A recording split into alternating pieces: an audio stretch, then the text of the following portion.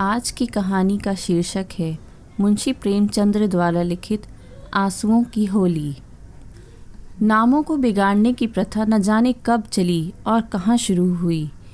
इस संसार व्यापी रोग का पता लगाए तो ऐतिहासिक संसार में अवश्य अपना नाम छोड़ जाए। पंडित जी का नाम तो श्री विलास था, पर मित्र लोग सिलबिल कहा करते थे। नामों का असर चरित्र पर कुछ न कुछ पड़ जाता है। बेचारे सिलबिल सचमुच ही सिलबिल थे। दफ्तर जा रहे हैं मगर पजामे का इजारबंद नीचे लटक रहा है। सिर पर फेल्ट कैप है, पर लंबी सी चुटिया पीछे झांक रही है। अचकनियों बहुत सुंदर है, न जाने उन्हें त्योहारों से क्या चिढ़ती। दिवाली गुजर जाती, पर वह भला मानस कौड़ी हाथ में न लेता। और होली का दिन तो उनके लिए भीषण परीक्षा का दिन था। 3 दिन वह घर से बाहर ना निकलते। घर पर भी काले कपड़े पहने बैठे रहते। यार लोग टोह में रहते थे कि कहीं बच्चा फंस जाए, मगर घर में घुस कर तो फौजदारी नहीं की जाती।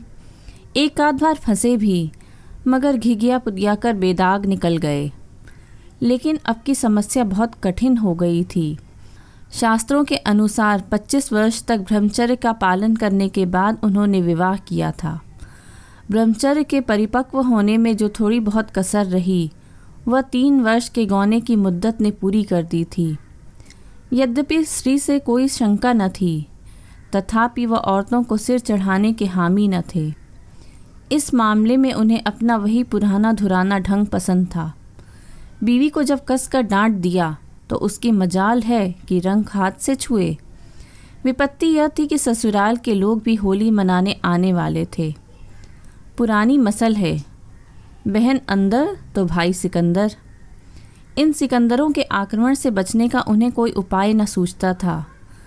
मित्र लोग घर में ना जा सकते थे, लेकिन सिकंदरों को कौन रोक सकता है। स्त्री ने आँख फाड़ कर कहा, अरे भैया, क्या सचमुच रंग न घर लाओगे? यह कैसी होली है बाबा? सिलबिल ने त्योरियां चढ़ाकर कहा। बस मैंने एक बार कह दिया और बात दोहराना मुझे पसंद नहीं। घर में रंग नहीं आएगा और ना कोई छुएगा। मुझे कपड़ों पर लाल छींटे देखकर मछली आने लगती है। हमारे घर में ऐसी ही होली होती है। स्त्री ने सिर झुकाकर कहा, तो ना लाना रंग संग। मुझे रंग से लेकर क्या करना है? जब तुम ही ना रंग छुओगे तो मैं कैसे छू सकती हूँ? सिलबिल ने प्रसन्न होकर कहा, निसंदेह यही साध्वी स्त्री का धर्म है। लेकिन भैया तो आने वाले हैं, वह क्यों मानेंगे? उनके लिए मैंने भी एक उपाय सोच लिया है। उसे सफल बनाना तुम्हारा काम है। मैं बीमार बन जाऊंगा, एक चादर ओढ़कर लेट रहूँगा। तुम कहना इन्हें ज्वर आ गया है। बस चलो, छुट्टी हुई। स्त्री ने आंख नचाकर कहा, ए नौज, कैसी बातें मुंह से निकालते हो? ज्वार जाए मुद्दई के घर। यहाँ आए तो मैं मुंह झुलस दूँ निगोड़े का। फिर तो दूसरा उपाय ही क्या है? तुम ऊपर वाली छोटी कोठरी में छिप रहना। मैं कह दूँगी उन्हें जुलाब लिया है। बाहर निकलेंगे तो हवा लग जाएगी। पंडित जी खिल उठे। बस बस, यही सबसे अच्छा है। होली का दिन है, बाहर हाहाकार मचा हुआ है। पुराने ज़माने में अबीर और गुलाल के सिवा कोई और रंग न खेला जाता था। अब नीले, हरे, काले सभी रंगों का मेल हो गया है, और इस संगठन से बचना आदमी के लिए तो असंभव नहीं। हाँ, देवता बचे। सिलबिल के दोनों साले मोहल्ले भर के मर्दों, औरतों, बच्चों और बूढ़ों का निशाना बने हुए थे। बाहर के दीवान खाने के फर्श, दीवारें, यहाँ तक कि तस्वीरें भी रंग उठी थीं। घर में भी यही हाल था। मोहल्ले की ननंदें भला कब मानने लगी थीं, पर नाला तक रंगीन हो गया था। बड़े साले ने पूछा, क्यों री चंपा, क्या सचमुच उनकी तबीयत अच्छी नहीं? खाना खाने भी ना आए? चंपा ने सिर झुकाकर कहा, हाँ भैया, रात से ही पेट में कुछ दर्द होने लगा। डॉक्टर ने हवा में निकलने से मना कर दिया है। ज़रा देर के बाद छोटे साले ने कहा, क्यों जीजी जी, क्या भाई साहब नीचे नहीं आएंगे? ऐसी भी क्या बीमारी है? कहो तो ऊपर जाकर देख आऊं। चंपा ने उसका हाथ पकड़कर कहा, नहीं नहीं, ऊपर मत जाओ, वह रंग वंग न खेलेंगे। डॉक्टर ने हवा में निकलने से मना कर दिया है। दोनों भाई हाथ मलकर रह गए। सहसा छोटे भाई को एक बात सूझी। जीजा जी के कपड़ों के साथ क्यों ना होली खेलें, वे तो बीमार नहीं है। बड़े भाई के मन में यह बात बैठ गई। बहन बेचारी अब क्या करती। सिकंदरों ने कुंजियाँ उसके हाथ से ले लीं और सिलबिल के सारे कपड़े निकाल निकाल कर रंग डाले, रुमाल तक न छोड़ा। अब चंपा ने उन कपड़ों को आंगन में अलगनी पर सूखने को डाल दिया तो ऐसा जान पड़ा मानो किसी रंगरेज ने ब्याह के जोड़े रंगे हों। सिलबिल ऊपर बैठे बैठे यह तमाशा देख रहे थे पर जबान न खोलते थे। छाती पर सांप सा लौट रहा था। सारे कपड़े खराब हो गए, दफ्तर जाने को भी कुछ न बचा। इन दुष्टों को मेरे कपड़ों से जाने क्या बैर था। घर में नाना प्रकार के स्वादिष्ट व्यंजन बन रहे थे। मोहल्ले की एक ब्राह्मणी के साथ चंपा भी जुटी हुई थी। दोनों भाई और कई अन्य सज्जन आंगन में भोजन करने बैठे तो बड़े साले ने चंपा से पूछा, उनके लिए कुछ खिचड़ी विचड़ी बनाई है? पूरियां तो बेचारे आज खा न सकेंगे। चंपा ने कहा, अभी तो नहीं बनाई, अब बना लूँगी। वाहरी तेरी अकल, अभी तक तुझे इतनी फिक्र नहीं कि वह बेचारे खाएंगे क्या? तू तो इतनी लापरवाह कभी न थी। जा निकाल ला जल्दी से चावल और मूंग की दाल। लीजिए, खिचड़ी पकने लगी। इधर मित्रों ने भोजन करना शुरू किया। सिलबिल ऊपर बैठे अपनी किस्मत को रो रहे थे। उन्हें इस सारी विपत्ति का एक ही कारण मालूम होता था, विवाह। चंपा न आती तो ये साले क्यों आते, कपड़े क्यों खराब होते, होली के दिन मूंग की खिचड़ी क्यों खाने को मिलती। मगर अब पछताने से क्या होता है। जितनी देर में लोगों ने भोजन किया उतनी देर में खिचड़ी तैयार हो गई। बड़े साले ने खुद चंपा को ऊपर भेजा कि खिचड़ी की थाली ऊपर दे आए। सिलबिल ने थाली की ओर कुपित नेत्रों से देखकर कहा, इसे मेरे सामने से हटा ले जा। आज क्या उपवास ही करोगे? तुम्हारी यही इच्छा है तो यही सही। मैंने क्या किया, सवेरे से जुटी हुई हूँ। भैया ने खुद खिचड़ी डलवाई और मुझे यहाँ भेजा। हाँ, वह तो मैं देख रहा हूँ कि मैं घर का स्वामी नहीं, सिकंदरों ने उस पर कब्जा जमा लिया है। मगर मैं ये नहीं मान सकता कि तुम चाहती तो और लोगों के पहले ही मेरी थाली मेरे पास न पहुँच जाती। मैं इसे पतिव्रत धर्म के विरुद्ध समझता हूँ, और क्या कहूँ।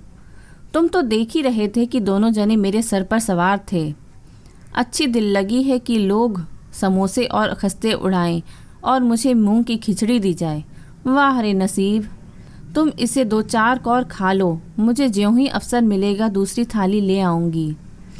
सारे कपड़े रंगवा डाले, दफ्तर कैसे जाऊँगा? यह दिल लगी मुझे ज़रा भी नहीं भाती। मैं इसे बदमाशी कहता हूँ। तुमने संदूक की कुंजी क्यों दे दी? क्या मैं इतना पूछ सकता हूँ? ज़बरदस्ती छीन ली, तुमने सुना नहीं? करती क्या? अच्छा, जो हुआ सो हुआ। यह थाली ले जा। धर्म समझना तो दूसरी थाली लाना, नहीं तो आज व्रत ही सही। एकाएक पैरों की आहट पाकर सिलबिल ने सामने देखा तो दोनों साले आ रहे हैं। उन्हें देखते ही बेचारे ने मुंह बना लिया, चादर से शरीर ढक लिया और कराहने लगे। बड़े साले ने कहा, कहिए कैसी तबीयत है? थोड़ी सी खिचड़ी खा लीजिए।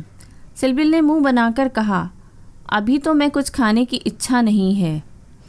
नहीं, उपवास करना तो हानिकर होगा, खिचड़ी खा लीजिए। बेचारे सिलबिल ने मन में इन दोनों शैतानों को खूब कोसा और विष की भांति खिचड़ी कंठ के नीचे उतारी। आज होली के दिन खिचड़ी ही भाग्य में लिखी थी। जब तक सारी खिचड़ी समाप्त न हो गई दोनों वहाँ डटे रहे, मानो जेल के अधिकारी किसी अनशन व्रतधारी कैदी को भोजन करा रहे हों। बेचारे को ठूस ठूस कर खिचड़ी खानी पड़ी, पकवानों के लिए गुंजाइश ही न रही। 10 बजे रात को चंपा उत्तम पदार्थों का थाल लिए पतिदेव के पास पहुंची। महाशय मन ही मन झुंझला रहे थे। भाइयों के सामने मेरी परवाह कौन करता है? न जाने कहाँ से दोनों शैतान फट पड़े। दिन भर उपवास कराया और अभी तक भोजन का कहीं पता नहीं। चंपा को थाल लाते देखकर कुछ अग्नि शांत हुई। बोले, अब तो बहुत सवेरा है, 1-2 घंटा बाद क्यों न आई? चंपा ने थाली सामने रखकर कहा, तुम ना तो हारी ही मानते हो न जीती। अब आखिर ये 2 मेहमान आए हुए हैं, इनकी सेवा सत्कार ना करूं तो भी काम न चलता। तुम्ही को बुरा लगेगा। कौन रोज़ आएंगे? ईश्वर न करे कि रोज़ आएं। यहाँ तो एक ही दिन में बधिया बैठ गई। थाल की सुगंध में तरबतर चीज़ें देखकर सहसा पंडित के मुख पर मुस्कान की लाली दौड़ गई। एक एक चीज़ खाते थे और चंपा को सराहते थे। सच कहता हूँ चंपा, मैंने ऐसी चीज़ें कभी नहीं खाई थीं। हलवाई साला क्या बनाएगा? जी चाहता है कुछ इनाम दूँ। तुम मुझे बना रहे हो, क्या करूँ? जैसा बनाना आता है बना लाई। नहीं जी, सच कह रहा हूँ, मेरी तो आत्मा तक तृप्त हो गई। आज मुझे ज्ञात हुआ कि भोजन का संबंध उधर से इतना नहीं जितना आत्मा से है। बतलाओ क्या इनाम दूँ? जो मांगूँ वह दोगे? दूंगा, जनेऊ की कसम खाकर कहता हूँ। ना दो तो मेरी बात जाए। कहता हूँ भाई, अब कैसे कहूँ? क्या लिखा पढ़ी कर दूँ? अच्छा तो मांगती हूँ, मुझे अपने साथ होली खेलने दो। पंडित जी का रंग उड़ गया, आंखें फाड़ कर बोले, होली खेलने दूँ? मैं तो होली नहीं खेलता, कभी नहीं खेला। होली खेलना होता तो घर में छिपकर क्यों बैठता? और के साथ मत खेलो, लेकिन मेरे साथ तो खेलना ही पड़ेगा। यह मेरे नियम के विरुद्ध है। जिस चीज़ को अपने घर में उचित समझूं, उसे किस न्याय से घर के बाहर अनुचित समझूं, सोचो। चंपा ने सिर नीचा करके कहा, घर में ऐसी कितनी बातें उचित समझते हों जो घर के बाहर करना अनुचित ही नहीं, पाप भी है। पंडित जी झेपते हुए बोले, अच्छा भाई, तुम जीती, मैं हारा। अब मैं तुमसे यही दान मांगता हूँ। पहले मेरा पुरस्कार दे दो, पीछे मुझसे दान मांगना। यह कहते हुए चंपा ने लोटे का रंग उठा लिया और पंडित जी को सर से पांव तक नहला दिया। जब तक वह उठकर भागे, उसने मुट्ठी भर गुलाल लेकर सारे मुंह में पोत दिया। पंडित जी रोनी सूरत बनाकर बोले, अभी और कसर बाकी हो तो वह भी पूरी कर लो। मैं जानता था कि तुम मेरी आस्तीन का सांप बनोगी। अब और कुछ रंग बाकी नहीं रहा। चंपा ने पति के मुख की ओर देखा तो उस पर मनोवेदना का गहरा रंग झलक रहा था। पछता कर बोली, क्या तुम सचमुच बुरा मान गए हो? मैं तो समझती थी कि तुम केवल मुझे चिढ़ा रहे हो। श्री विलास ने कांपते हुए स्वर में कहा, नहीं चंपा, मुझे बुरा नहीं लगा। हाँ, तुमने मुझे उस कर्तव्य की याद दिला दी जो मैं अपनी कायरता के कारण भुला बैठा था। वह सामने जो चित्र देख रही हो, वह मेरे परम मित्र मनहर नाथ का है, जो अब संसार में नहीं है। तुमसे क्या कहूँ, कितना सरस, कितना भावुक, कितना साहसी आदमी था। देश की दशा देख देख कर उसका खून जलता था। 19-20 भी कोई उम्र होती है, पर वह उसी उम्र में अपने जीवन का मार्ग निश्चित कर चुका था। सेवा करने का अवसर पाकर उसे इस तरह पकड़ता था मानो संपत्ति हो। जन्म का विरागी था, वासना तो उसे छू ही न गई थी। हमारे और साथी सैर सपाटे करते थे, पर उसका मार्ग सबसे अलग था। सत्य के लिए प्राण देने को तैयार। कहीं अन्याय देखा और भवें तन गईं, कहीं पत्रों में अत्याचार की खबर देखी और चेहरा तमतमा उठा। ऐसा तो मैंने आदमी देखा ही नहीं। ईश्वर ने अकाल ही बुला लिया, नहीं तो वह मनुष्यों में रत्न होता। किसी मुसीबत के मारे का उद्धार करने को अपने प्राण हथेली पर लिए फिरता था। स्त्री जाति का इतना आदर और सम्मान कोई क्या करेगा। स्त्री उसके लिए पूजा और भक्ति की वस्तु थी। 5 वर्ष हुए, यही होली का दिन था। मैं भंग के नशे में चूर, रंग में सिर से पांव तक नहाया हुआ। उसे गाना सुनाने को बुलाया गया तो देखा कि वह कपड़े पहने कहीं जाने को तैयार है। पूछा, कहाँ जा रहे हो? उसने मेरा हाथ पकड़ कर कहा, तुम अच्छे वक्त पर आ गए, नहीं तो मुझे जाना पड़ता। एक अनाथ बुढ़िया मर गई है, कोई उसे कंधा देने वाला नहीं मिलता। कोई किसी मित्र से मिलने गया हुआ है, कोई नशे में चूर पड़ा हुआ है, कोई मित्रों की दावत कर रहा है, कोई महफिल सजाए बैठा है। कोई लाश को उठाने वाला नहीं। ब्राह्मण क्षत्रिय उस चमारिन की लाश को कैसे छुएंगे? उनका तो धर्म भ्रष्ट होता है। कोई तैयार नहीं होता। बड़ी मुश्किल से 2 कहार मिले हैं, एक मैं हूँ, चौथे आदमी की कमी थी, सो ईश्वर ने तुम्हें भेज दिया। चलो चलें। हाय, अगर मैं इस वक्त जानता कि यह प्यारे मनहर का आदेश है तो आज मेरी आत्मा को इतनी ग्लानि न होती। मेरे घर कई मित्र आए हुए थे, गाना हो रहा था। उस वक्त लाश उठाकर नदी जाना मुझे अप्रिय लगा। बोला, इस वक्त तो भाई मैं नहीं जा सकूँगा। घर पर मेहमान बैठे हुए हैं, मैं तुम्हें बुलाने आया था। मनहर ने मेरी ओर तिरस्कार के नेत्रों से देखकर कहा, अच्छी बात है, तुम जाओ, मैं और कोई साथी खोज लूँगा। मगर तुमसे ऐसी आशा नहीं थी। तुमने भी वही कहा जो तुमसे पहले औरों ने कहा था। कोई नई बात नहीं थी। अगर हम लोग अपने कर्तव्य को भूल न गए होते तो आज यह दशा ही क्यों होती। ऐसी होली को धिक्कार है। त्यौहार तमाशे देखने, अच्छी अच्छी चीज़ें खाने, अच्छे अच्छे कपड़े पहनने का नाम नहीं है। यह व्रत है, तप है। अपने भाइयों से प्रेम और सहानुभूति करना ही त्यौहार का खास मतलब है। और कपड़े लाल करने से पहले खून को लाल कर लो। सफ़ेद खून पर यह लाली शोभा नहीं देती। यह कहकर वह चला गया। मुझे इस वक्त यह फटकार बहुत बुरी मालूम हुई। अगर मुझमें वह सेवा भाव न था तो उसे मुझे यूं धिक्कारने का कोई अधिकार न था। घर चला आया पर वे बातें बराबर मेरे कानों में गूंजती रही। होली का सारा मज़ा बिगड़ गया। 1 महीने तक हम दोनों की मुलाकात न हुई। कॉलेज इम्तिहान की तैयारी के लिए बंद हो गया था, इसलिए कॉलेज में भी भेंट न होती थी। मुझे कुछ खबर नहीं वह कब और कैसे बीमार पड़ा, कब अपने घर गया। सहसा एक दिन मुझे उसका एक पत्र मिला। हाय, उस पत्र को पढ़कर आज भी छाती फटने लगती है। श्री विलास एक क्षण तक गला रुक जाने के कारण बोल न सके। फिर बोले, किसी दिन तुम्हें फिर दिखाऊंगा। लिखा था, मुझसे आखिरी बार मिल जा, अब शायद इस जीवन में भेंट न हो। खत मेरे हाथ से छूटकर गिर पड़ा। उसका घर मेरठ के ज़िले में था। दूसरी गाड़ी आने में आधा घंटे की कसर थी। तुरंत चल पड़ा, मगर उसके दर्शन ना बदे थे। मेरे पहुंचने से पहले ही वह सिधार चुका था।